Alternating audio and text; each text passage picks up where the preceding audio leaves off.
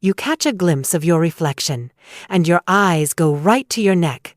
Not your eyes, not your smile, just that gentle fold beneath your chin that did not used to be there. You tilt your head slightly, wondering if it was always this noticeable. Maybe it is just the lighting, or maybe it is something more. If that moment feels familiar, you are not alone. Many of us reach a point where the camera or mirror no longer reflects the spirit we feel inside, and it is not about vanity, it is about recognition. About wanting to see the warmth in our eyes and the kindness in our expression without distraction. That little softness beneath the chin? It is not failure, it is life, and today, we are not hiding it. We are honoring it, gently, elegantly, with a few thoughtful shifts in how we wear our hair. Welcome to Golden Elder Days, where beauty grows deeper with time and wisdom walks hand in hand with style. In this video, I will walk you through some hairstyles that lift the face, soften the jawline, and highlight the light that already lives in your eyes. These are low-maintenance styles that respect your time and celebrate your season. Stay with me through the end, and I will share my personal favorite, plus one trick that has nothing to do with cutting at all. Tell me in the comments where you are watching from, or just type 1 if this message feels real to you. And if you are new here, go ahead and like the video, subscribe, and turn on the bell so you never miss one of these gentle conversations. Let's begin with something subtle but powerful, the relationship between your hair and your neckline. Now, we often talk about haircuts as if they exist in isolation. A bob here, a pixie there. But the truth is, your hairstyle is never just about the hair. It is about the space it creates, the way it frames, the way it directs the eye. And one of the most delicate shifts after 50 is the change in balance between the face and neck. You may notice that areas once firm now hold a little softness. The jawline relaxes. The skin beneath the chin becomes more fluid, and that is perfectly natural. But if the hair still hugs low and heavy near the collarbone, it can draw the eye downward. It places weight where we often wish for lift. Think of it like a curtain drawn too low over a window. The light is still there, but the view feels dim. Now picture lifting that curtain just a bit. Suddenly, everything opens. The room feels taller, softer, more alive. That is the magic of adjusting your hair's focal point. When we shift volume upward, placing lift near the cheekbones or temple, we draw the gaze back to the eyes, to your expressions, to the warmth in your face that tells your story better than any strand ever could. Layers that fall just below the cheekbone, or sweep back from the temples, create lightness, movement, a soft framing effect that brings attention where you want it most. And it is not just about hiding the neck. That is not the goal here. It is about balance. When the neck softens, the hair can gently rise to meet it, a rounded shape that hugs the crown. A soft wave that lifts at the jaw. These small choices restore proportion in a way that feels both natural and flattering. Some women find that letting go of shoulder-length heaviness feels like breathing again. A chin-length cut with soft layers, for example, can feel light, yet grounded. It respects the maturity of your features while also inviting playfulness. Because here is the truth. Your face has changed, and that is not a problem. It is a privilege. And your hair? It can change with you, not to cover, not to distract, but to echo the grace that is already there. All we are doing is opening the curtain a little, letting the light in, and letting it fall, softly and lovingly, where it belongs. Let's talk about motion. Not the kind you feel in your joints after a long walk, but the kind your hair creates around your face. There is something quietly transformative about softness in motion. And that is exactly what layers give you. When done well, they do not just change your haircut, they shift the way the light interacts with your features. They lift, they flow. They draw the eye upward and outward, creating space where heaviness once settled. I once worked with a woman named Elaine. She had worn the same straight, one-length cut for nearly 20 years. She liked how easy it was. She said it felt like her signature. But over time, she began to feel that her reflection no longer matched the energy she carried inside. There was nothing wrong with the cut, but it had grown rigid. It framed her like a box. One day she sighed and said, "I just want to look like I feel, not stuck." We started small, gentle, face-framing layers that skimmed just below the cheekbone. We didn't change the length dramatically. But the moment those first pieces fell softly across her cheeks, something shifted. Her eyes lit up, her smile relaxed. She ran her fingers through her hair and said, "This feels like movement. Like breath." Layers are not just about trend. They are about texture, about freeing the hair from strict outlines. When they move, they mimic vitality, the way laughter lifts your cheek, the way a breeze dances through a curtain. And for women over 50, especially those who feel their features have begun to soften or settle, that gentle lift can be quietly radiant. Now here's something practical to hold on to. If you want to elongate the jawline, the shortest face-framing layer should fall either right at the lips or just under the cheekbone, not at the jaw.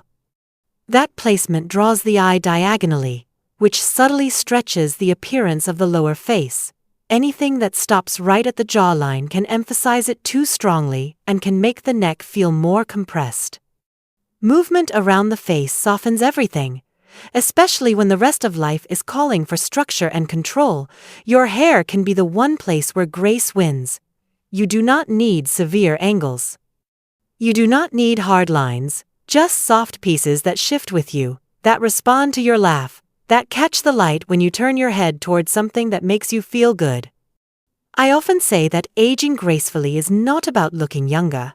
It is about moving freely, feeling lighter, and layers, when done with intention, can become a reflection of that feeling. They are like poetry written in motion, unforced, alive. So the next time you consider a trim, ask your stylist for softness, for movement that feels natural, for layers that listen to your face and echo its rhythm. Your hair does not need to sit still to be beautiful. It only needs to breathe, and when it does, so will you. Let's take a quiet moment to talk about direction. Not the kind we follow on a map, but the kind our hair gently suggests when it falls just right. And one of the most understated yet powerful ways to shape how your face is perceived is through something as simple as where your part begins. Enter the soft side sweep. A side part, whether subtle or pronounced, carries a beautiful gift. It naturally breaks up horizontal width and guides the eye on a diagonal path. That diagonal movement lifts. It draws attention away from areas we might feel less confident about, like a softening jawline or a fuller chin, and toward the eyes and cheekbones. It opens the canvas of the face instead of cutting it in half. There is a quiet elegance in this shift. Picture a silk scarf gently draped at an angle. It flows, it flatters, it does not box anything in. A soft side-swept bang or part does something similar. It invites the eye to move upward, it brings lightness to the features, and it adds just enough asymmetry to keep things interesting. Now, let's talk about why this matters more as we age. As our faces evolve, we tend to lose some of the natural structure we relied on in our youth. The skin around the eyes softens, the cheekbones settle. A center part, which once felt clean and youthful, can now create an unwanted symmetry. It divides the face too precisely. Instead of softness, it can bring severity. It frames everything too tightly and can pull attention straight to the center of the face, including the nose or chin, depending on how the hair falls. That does not mean center parts are off limits, but they tend to be less forgiving unless paired with other elements that soften the overall look. The side sweep, by contrast, adds dimension. It gives the illusion of lift, especially when paired with volume at the crown or gentle movement through the ends. I remember a client named Rochelle. She had worn her hair parted down the middle since high school. It was her signature, but in her early 60s, she began to feel that something was off. Her features looked heavier in photos. She didn't feel tired, but her face seemed to say otherwise. We tried something simple, a soft side part just off-center. We feathered a few strands across her forehead, letting them skim the brow and fall naturally toward the cheek. The result? She looked not just refreshed, but awake. Her eyes stood out more, her jawline softened, and she told me later that people kept asking if she had done something new, but it wasn't drastic. It was directional. The side sweep is not about hiding, it is about guiding. It gently tells the world where to look, and where we place that invitation matters, especially in a time of life when we want to be seen fully and kindly. So the next time you're in front of the mirror, try shifting your part just slightly. Let a few pieces drift across your forehead. Tuck one side gently behind your ear. See what opens up. You may find that with just a small change in direction, your whole face feels more in harmony. And really, isn't that what we are all looking for? Not perfection, just a little more harmony, a little more lift, and a little more of that graceful spark that says, I know who I am, and I like her. Let's talk about lift. Not the kind that requires an elevator or a magic wand, but the quiet kind that happens when we shift where our volume lives. And for women over 50, especially those who are thoughtful about their facial silhouette, this small adjustment can make a big difference. Volume near the crown elongates. It lifts the eye upward. It creates space between the top of the head and the shoulders, which helps stretch the entire vertical line of the face. Even a subtle boost near the roots can make the neck appear longer and the jawline feel lighter. It is a little visual trick that works not because it hides anything, but because it balances what we already have. Now compare that to styles that build width near the sides of the face, especially around the ears or chin. While they may add fullness, they can also draw the eye sideways. That creates a boxy frame, and in doing so, it may unintentionally highlight the very areas we would prefer to soften. If your goal is to deflect from a fuller chin or neckline, a style that flattens out horizontally might feel like it is working against you. I often say, with a warm smile, we are not trying to look like we are wearing a helmet, just a breeze in our roots. And yes, sometimes we laugh about it in the salon chair. But the truth is, many of us spent years chasing volume in the wrong places, teasing the sides, fluffing the ends, hoping that fullness everywhere meant youthful energy. But too much width, especially near the bottom of the cut, can drag the whole face downward. It is the difference between a look that floats and a look that settles. One woman I worked with, named Elaine, came in wearing a shoulder-length cut that framed her face perfectly at age 40. But now, in her late 60s, that same cut had begun to feel heavy. The fullness near her chin no longer lifted her features. It anchored them. We trimmed some of that weight from the sides, added long layers toward the crown, and gently teased the roots just behind her part. The result was striking. Her profile looked taller, her smile brighter, her energy felt more visible. What we often forget is that hair has the power to carry emotion. When it sits heavy, we feel heavy. When it lifts, we feel open. Lightness at the crown has that effect. It does not need to be dramatic. You do not need to channel a 1,960-second beehive, but a little intention at the roots goes a long way. Practical tip? If you are styling at home, try flipping your head upside down while you dry the crown. Use your fingers, not a brush, to tousle the roots just a little. Or, if you are working with a stylist, ask for subtle layering near the top that encourages lift without adding height everywhere. Think soft, not stiff, effortless, not engineered. Let volume become a quiet accent, A vertical whisper. Something that says you are grounded, yes, but also light enough to rise. Because at this stage in life, we are not chasing drama. We are creating ease, and sometimes, that ease begins at the crown. If there were ever a haircut that quietly whispers elegance, it is the bob. But not just any bob. The kind we are talking about here is not stiff or severe. It does not cling to the neck or close in the jaw. It floats, it lifts, it gives the face and neckline room to breathe. And for many women over 50, it is one of the most transformative shapes you can choose. Let us look closer. A bob that lands just below the chin and tapers gently has a magical way of pulling the gaze upward. It lifts the face visually, softens the neck, and creates a lightness that feels modern without being trendy. Unlike the traditional bob that hugs the jawline tightly or flips under with a sharp curl, this version stays soft. It moves when you move. It opens the space around your features instead of framing them too tightly. You may remember the classic blunt bobs from years ago. They were sleek, dramatic, and for some women, quite chic. But as we age, harsh lines can sometimes create unwanted contrast.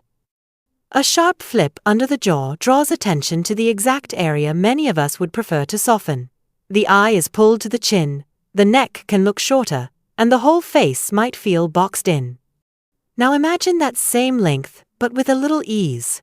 A softened edge, a few textured layers around the ends, maybe even a slight angle that lifts toward the back without being too noticeable. Suddenly, the haircut is doing something different. It is elongating rather than enclosing. It is echoing the natural contours of the face instead of controlling them. I once worked with a woman named Linda, who had worn the same chin-length bob for nearly 20 years. It suited her for a long time. But recently, she began to feel like something was off. The haircut felt tighter. Her neckline looked more prominent, and she told me she felt like she was hiding behind her hair rather than being revealed by it. We softened the shape. Let it fall just an inch or two longer. Added a few pieces that moved. She walked out with the same haircut, technically, but the energy was completely different. Lighter, freer, more open. A floating bob is not about being perfect. It is about being intentional. It says, I am here, I am growing, and I am choosing what feels good now. And that small shift can make a woman feel years lighter, not just in appearance, but in spirit. And let us not forget that hair is not just style, it is story. So if you are still with me, thank you. I am glad we are sharing this one together. Before we move on to the next tip, I would love to know your thoughts. Have you ever had a bob that made you feel beautiful? Or one that felt a little too stiff? Feel free to share in the comments. Or just say hello. Your story matters. And while you are here, go ahead and click like if this moment resonated with you. Subscribe if you have not already. We have more soft wisdom ahead, so do not go anywhere. The next style we are exploring might just surprise you. There is something undeniably beautiful about curls and waves. They carry a kind of rhythm, a natural grace. But as we get older, that texture can also become a source of tension. Some of us try to fight it into submission. We reach for the strongest gel, the tightest curl definer, the heaviest cream. We try to shape the curl, control the bounce, hold everything perfectly in place. But here is the quiet truth. When you over-define curls, especially near the jawline, they begin to harden the face. What once danced starts to sit still. The softness disappears. The movement fades.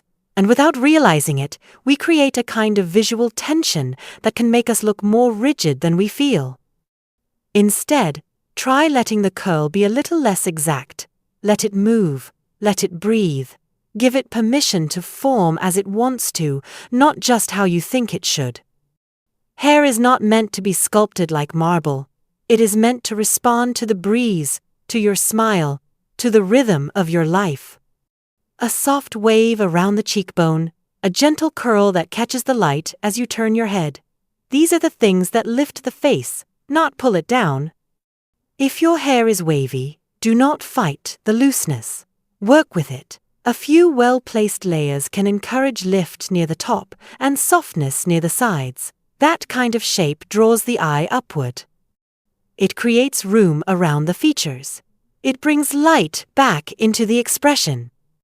For curlier textures, consider cutting curls so that they fall slightly above or below the jawline, rather than directly at it. That subtle difference allows the curl to frame the face instead of pulling it downward. Let them rest lightly, not stiff, not crunchy, just present. I once met a woman named Evelyn. She had worn her hair straight for decades, flat ironing it every morning. Her natural texture, she told me, felt too unruly, too unpredictable. But, after retiring, she stopped straightening, not on purpose. At first, it was just to give her hair a break. But over time, the curls returned, soft at first, then stronger. And then one day, she looked in the mirror and saw herself as she was, not as she had been trying to appear. Her hair was gray, curly, and honest, and she said she had never felt more at peace with it. That is the power of letting texture work for you, not against you. It is not about going back to the way things used to be. It is about stepping into what feels real now. Letting your hair reflect the ease you have earned, the wisdom you carry, and the softness that still lives just beneath the surface. So if your hair waves or curls or coils, let it. Work with it gently, nourish it with moisture, touch it kindly. It does not need to be flawless, it just needs to feel like you. We often think of hair color as simply a matter of preference. Blonde, brunette, silver, red, a personal palette, a signature choice. But what many women discover later in life is that color also holds the power to shape, to lift, to soften, or to weigh down. Just like makeup can contour and highlight the face, your hair color can bring light to the eyes, warmth to the skin, and balance to your overall silhouette. Color is not just pigment, it is reflection. And as we age, our natural tone tends to fade. That does not mean we lose beauty. But it does mean we need to be more intentional about where light lands and how contrast is created. Placing lighter tones near the crown or around the temples can create a gentle visual lift. It draws the eye upward. It brightens the space around the eyes, and in many cases, it brings out the color in your irises in a way that is quietly striking. Now think about the lower sections of the hair, especially near the neck or shoulders. If these areas are too light or flat in tone, they can sometimes make the chin or jawline appear less defined. Adding a slightly deeper shade at the bottom, even just a hint, can ground the look. It gives the illusion of shape and structure without being obvious, like shadowing on a painting. You are not changing the features. You are just giving them a little more presence. One thing I always suggest is to blend rather than blanket. All-over color, especially deep solid tones, can sometimes feel a bit heavy. They can flatten the dimension of the hair and make the skin look washed out. But when you blend your base with soft highlights or lowlights, especially ones that echo the natural undertones of your skin, the effect is far more flattering. It feels alive. It feels intentional. Not covered up, just enhanced. And yes, that includes gray. Gray hair is not the enemy.